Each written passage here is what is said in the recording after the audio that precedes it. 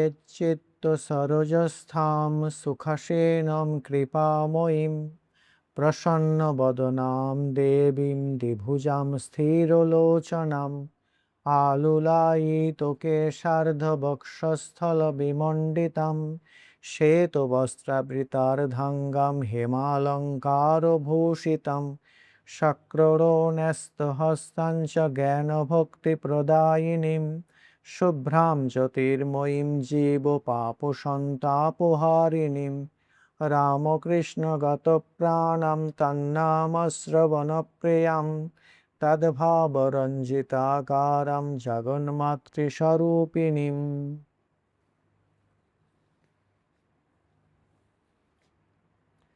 সকলকে প্রীতিপূর্ণ নমস্কার ও শুভেচ্ছা জানাচ্ছি। শুরু করছি আজকের মাতৃ অনুধ্যান, বিষয় শ্রী শ্রী মায়ের কথা। আজ প্রথম পর্ব। শ্রী শ্রী মায়ের কথা এটি একটি নির্ভরযোগ্য মাতৃস্মৃতি গ্রন্থ। মাতৃ সন্তানরা, মায়ের যারা দীক্ষিত সন্তান, তারা তাদের ডায়েরিতে মায়ের সম্পর্কে যেসব স্মৃতিচিত্র লিখে রেখেছিলেন তারই মুদ্রিত রূপ এই শ্রী শ্রী মায়ের কথা গ্রন্থটি। গ্রন্থরূপে মুদ্রিত হওয়ার আগে এই লেখাগুলো কিন্তু উদ্বোধনের পাতাতে মুদ্রিত হয়েছিল। পরবর্তী ক্ষেত্রে রাসবিহারী মহারাজ স্বামী অরূপানন্দ নামে যিনি পরিচিত, তারই উৎসাহ ও চেষ্টায় এগুলি গ্রন্থরূপ পায়। এটি প্রথমে 2টি খণ্ডে প্রকাশিত হয়েছিল, পরবর্তী ক্ষেত্রে সুবিধার জন্য সেটি উদ্বোধন থেকে 1 খণ্ডে প্রকাশিত হয়। এর পৃষ্ঠা সংখ্যা প্রায় 400। এখানে মোট 38 জন ভক্তের স্মৃতিকথা সন্নিবেশিত হয়েছে। এর মধ্যে 23 জন পুরুষ ভক্ত, যার মধ্যে 9 জন সন্ন্যাসী এবং 1 জন ব্রহ্মচারী এবং 11 জন নারী ভক্ত। আবার 4 জন পরিচয়হীন অজ্ঞাত ভক্তের কথাও আমরা এখানে পাঠ করতে পাচ্ছি। বোঝা যাচ্ছে না এরা কারা, কিন্তু এদের ধরে সব মিলে 38 জন ভক্তের স্মৃতিকথা এই গ্রন্থে স্থান পেয়েছে। কিন্তু শ্রী শ্রী ঠাকুরের কোনো সন্ন্যাসী সন্তানের স্মৃতিকথা এই গ্রন্থে সন্নিবেশিত হয়নি। তবে মায়ের প্রত্যক্ষ সেবক সন্তান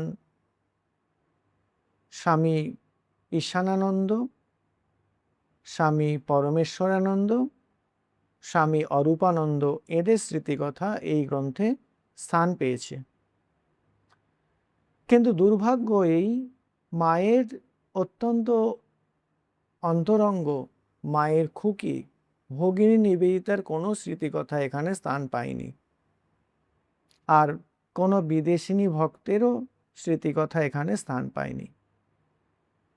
আমরা দেখি যে মায়ের কথা এই গ্রন্থের প্রথম খণ্ড, তার 5টি পৃষ্ঠা জুড়ে মায়ের পরিচয় লিখে দিয়েছেন শ্রীমতী সরলাবালা দাসী, এবং তিনি তার একটি স্মৃতিকথাও এই গ্রন্থে দিয়েছেন। প্রথম খণ্ডে 12 পৃষ্ঠা জুড়ে প্রবাসীর সম্পাদক রামানন্দ চট্টোপাধ্যায়ের একটি অপূর্ব প্রবন্ধ সন্নিবেশিত হয়েছে, তার নাম সারদামণি দেবী। আর দ্বিতীয় খণ্ডের দীর্ঘ 12 পৃষ্ঠা জুড়ে একটি সংক্ষিপ্ত জীবন কথা লিখেছেন স্বামী অরূপানন্দজি। তো এখানে আমরা দেখি যে 2টি স্মৃতিকথা খুব দীর্ঘ।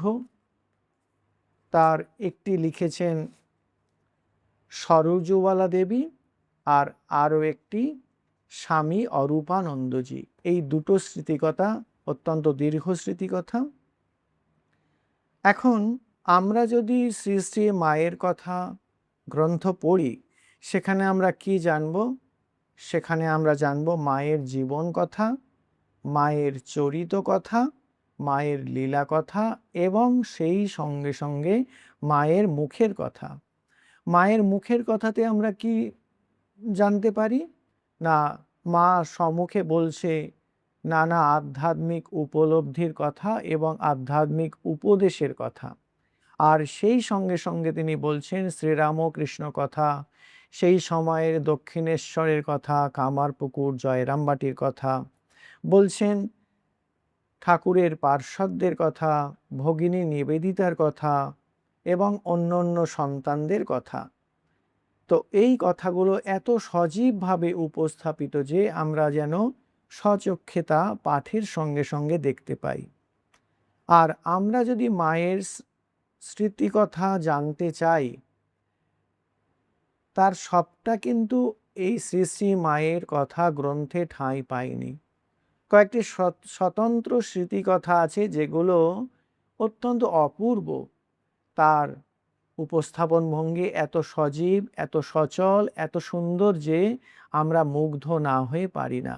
বিশেষত শ্রী শ্রী মায়ের স্মৃতিকথা যেটি লিখেছেন তার সেবক সন্তান স্বামী শারদেশানন্দজি, অত্যন্ত অপূর্ব এই স্মৃতিকথা। আরেকটি স্মৃতিকথা যার নাম মাতৃ সান্নিধ্যে, তার রচয়িতা স্বামী ঈশানানন্দজি বরদা মহারাজ, আর একজন স্বামী পরমেশ্বরানন্দজি, তিনি তার স্মৃতিকথাটির নাম দিয়েছেন শ্রী শ্রী মা ও জয়রামবাটি। এই তিনটি স্মৃতিকথা অত্যন্ত নির্ভরযোগ্য এবং ভারী সুন্দর স্মৃতিকথা। মা সম্পর্কে আরও বিস্তারিত জানতে আমরা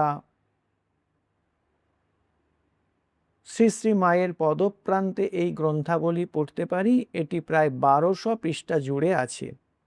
তো এগুলিও আমাদের মাতৃ অনুধ্যানে খুব সহায়ক। এখন এই গ্রন্থগুলিতে মায়ের কথা অত্যন্ত সহজ, সরল এবং সজীবভাবে উপস্থাপিত। যেন আমরা মায়ের কাছেই বসে আছি, মাকে যেন সচক্ষে দেখছি, তার স্নেহ সুধা আস্বাদন করছি। আর আরও বিস্তৃত করে মায়ের কথা জানতে আমাদের পড়তে হবে স্বামী গম্ভীরানন্দজি, মানদাশঙ্কর দাশগুপ্ত আর ব্রহ্মচারী অক্ষয় চৈতন্য মহারাজের লেখা এই তিনখানি মাতৃজীবনী। এছাড়া আমরা আরও কিছু প্রবন্ধ পড়তে পারি যাতে মায়ের যে মহিমা, মাতৃ মহিমা, মায়ের গুরুত্ব, আজকের দিনে মা কি করে আমাদের দিশা দেখাতে পারেন সে কথাও আমরা জানতে পারব। শতরূপে সারদা, জন্ম জন্মান্তরের মা, আর ইদানিং প্রকাশিত যে গ্রন্থ সারদা শতদল, এই গ্রন্থগুলি যদি আমরা পাঠ করি। আর মায়ের কথা এই গ্রন্থটি কিন্তু একেবারে শ্রী শ্রী রামকৃষ্ণ কথামৃতের মতোই গুরুত্বপূর্ণ। মায়ের নিত্যদিনের চলমান ছবি একেবারে ফটোগ্রাফিক ডিটেলসে, কোনো কোনো ক্ষেত্রে সাল, তারিখ, সময় সহ। আমরা যদি এই গ্রন্থটির মেডিটেটিভ স্টাডি করি, ধ্যান মগ্ন অধ্যয়ন করি, তাহলে আমাদের চোখ চেয়েই ধ্যান হয়ে যাবে। আমরা মায়ের রূপধ্যান, মায়ের গুণধ্যান, মায়ের লীলাধ্যান অত্যন্ত সহজে করতে পারব। শ্রী শ্রী মায়ের নাম সারদামণি। তো সারদা শব্দের অর্থ যিনি সার দান করেন, বলা হয় সারম দদাতি ইতি সারদা। যিনি সার বস্তুটি দান করেন তিনি সারদা। শ্রীরামকৃষ্ণ বলেছেন ও সারদা সরস্বতী জ্ঞান দিতে এসেছে। তো আমাদের জীবনের সার বস্তু দুটি, একটি হচ্ছে জ্ঞান, যা আমাদের সমস্ত বন্ধন যন্ত্রণা থেকে মুক্ত করে, আর আরও একটি হচ্ছে স্নেহ, ভালোবাসা, যা আমাদের মনে এই দুঃখতপ্ত জীবনে শান্তির প্রলেপ এনে দিতে পারে। তো আজকের আমরা মায়ের কথা এই যে গ্রন্থ, তার সূচনার কটি লাইন আমরা পাঠ করব। এই গ্রন্থের শুরুতে শ্রীমা সম্পর্কে পরিচয় দিয়েছেন শ্রীমতী সরলাবালা দাসী। তিনি অত্যন্ত সংক্ষেপে একটি মায়ের জীবন কথা এখানে লিখেছেন।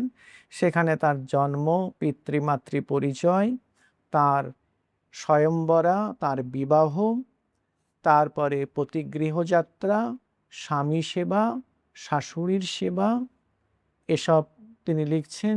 ভক্ত জননী, তারপরে জগৎ জননী রূপী শ্রীমা শারদার কথা তিনি লিখছেন এবং এভাবেই তিনি উপসংহার টেনেছেন। আমরা তার কয়েকটি লাইন একটু পড়ব, তিনি কেমন করে লিখছেন। তো তিনি এক জায়গায় লিখছেন যে যোগাবতার শ্রী শ্রী রামকৃষ্ণের সহিত তাহার শুভ পরিণয় হয়। অর্থাৎ তিনি সাধারণ কেউ নন, একেবারে যোগাবতারের লীলা সঙ্গিনী তিনি। এই কথাটা কিন্তু তিনি শুরুতেই বলে দিচ্ছেন। তারপরে তিনি নহবতের জীবনের কথা বলতে গিয়ে লিখছেন যে দক্ষিণেশ্বরে মা নহবতে থাকিতেন। অতি প্রত্যুষে কেহ উঠিবার পূর্বে তার স্নান প্রভৃতি হইয়া যাইত। মন্দিরের কর্মচারী অনেক, অতিথি সাধু সন্ন্যাসীর ভিড়ও যথেষ্ট, কিন্তু কেহই তাহার ছায়াটি পর্যন্ত দেখিতে পাইতেন না, এত তিনি নিভৃতে থাকতেন। বলছেন কেহই তাহার ছায়াটি পর্যন্ত দেখিতে পাইত না। তারপর তিনি লিখেছেন তার ওই ষোড়শী রূপে পূজার কথা আর তার দাম্পত্য জীবনের কথা লিখতে গিয়ে অপূর্ব ভঙ্গিতে তিনি লিখছেন, আগেই বলিয়াছি এই বিবাহ একটি আশ্চর্য পরিণয়। ভাবুকের মনে ইহাতেই হর গৌরীর দাম্পত্য চিত্র জাগরিত হয়। সম্পূর্ণ কাম গন্ধহীন একান্ত প্রীতিপূর্ণ এই যে দাম্পত্য প্রেম, জগৎ সংসারে ইহার অনুরূপ কোথাও খুঁজিয়া পাওয়া সম্ভব নয়। বস্তুত তিনি যথার্থই লিখেছেন। আজকের দিনে এটি একেবারে একটি বিরল বস্তু। আজকের দাম্পত্য প্রেম যে জায়গায় দাঁড়িয়েছে, আজকের এই সংসার ভূমি যে জায়গায় অবস্থান করছে, সত্যি অত্যন্ত পরিতাপের বিষয়, অত্যন্ত সংকটের বিষয়, অত্যন্ত বিষণ্ণতার বিষয়। তারপর তিনি ঠাকুর সেবা পরায়ণ মায়ের কথা লিখছেন। ঠাকুর সেবার প্রত্যেক খুঁটিনাটি কাজে মায়ের কত আনন্দ। আর লজ্জাশীলা মাকে লিখতে গিয়ে তিনি লিখছেন, সবসময় নিতান্ত লজ্জাশীলা, কুলবধূর ন্যায় অতি মৃদু আচরণ। এই আচরণটি একবার দেখবার মতো। তিনি সবার পূজিতা, অথচ তিনি লজ্জাশীলা কুলবধূর মতো অত্যন্ত মৃদু আচরণ করতেন। বলছেন যেন হৃর শোভন গুণ্ঠনে মা সর্বদা গুণ্ঠিতা। ওই যে অভেদানন্দজি লিখেছেন লজ্জা পটাবৃতে নিত্যম, এটি কিন্তু শ্রীমায়ের একটা পরিচিত রূপ। আর তার সাহসিকতা এবং সরলতার মেলবন্ধন প্রসঙ্গে তিনি ওই ডাকাত বাবার কাছে আসার ঘটনাটি বর্ণনা করেছেন, যে মা কেমন সাহস এবং নিঃসংকোচের সঙ্গে সহজভাবে তিনি বললেন, বাবা আমি পথ হারিয়েছি। এভাবে তিনি ডাকাতকেও আপন করে নিলেন। সরলতার ভিতর গভীর বুদ্ধিমত্তা অঙ্গাঙ্গিভাবে সন্নিবেশিত, একথা তিনি লিখছেন। ঠাকুরও তার এই বুদ্ধিমত্তা স্বীকার করেছেন, বলছেন ও খুব বুদ্ধিমতী। তারপর তিনি তার সহিষ্ণুতার প্রতিমূর্তি রূপটি দেখিয়েছেন। আর শেষের দিকে তিনি লিখছেন, আমি হুবহু পড়ছি, বলছেন শ্রী শ্রীমার স্বরূপ ভাষায় তুলি দিয়া আঁকিতে পারি এমন ক্ষমতা আমার নাই। আমি মার যখন দর্শন পাই নাই, আমার মেয়ে তখন নিবেদিতা স্কুলে পড়িত। তার কাছে প্রথম মায়ের প্রত্যক্ষ সংবাদ পাই। তার পূর্বে কেবল মনে কল্পনা লইয়াই তৃপ্ত থাকিতাম। আমার মেয়ে প্রথমে আসিয়া প্রত্যক্ষ সংবাদ জানাইল। সে বলিল, মা মাকে আমরা দর্শন করতে গিয়েছিলাম। তিনি যে কত সুন্দর, কত ভালো, তুমি দেখলে বুঝতে পারবে। আমার এত ভালো লেগেছে মা, সে আর কি বলবো। কেবল মনে হচ্ছিল তুমি যদি একবারটি তাকে দেখতে। এই কথা শোনার পর তার আকুলতা অনেক বেড়েছিল এবং অবশেষে তিনি লিখছেন, অবশেষে একদিন বাঁধ ভাঙিয়া গেল, মায়ের দর্শন পাইলাম। একদম শেষের লাইনে লিখছেন, তিনি আজ দুর্লভ, তিনি ধ্যানগম্যা, জড়দৃষ্টি আজ তাহার দর্শনের অধিকার হারাইয়াছে।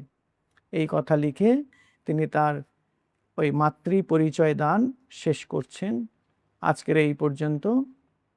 যাপন ভজন হীনা কিং নু পুত্রা কুপুত্রাম ব্যসন গণ নিযুক্তা কিং নু হেয়া জনন্নাম ইতি গুণততি শূন্যান শারদে ত্রায়তাম্নম বেদিত সকল দোষা নৈব মাতা জহাতিম সর্বদেবাত্মিকাম বন্দে সর্বদেবময়ীম ভজেম শারদাম প্রার্থয়ে ভক্তিং তৎপদাম্বুরুহোদ্বয়ে।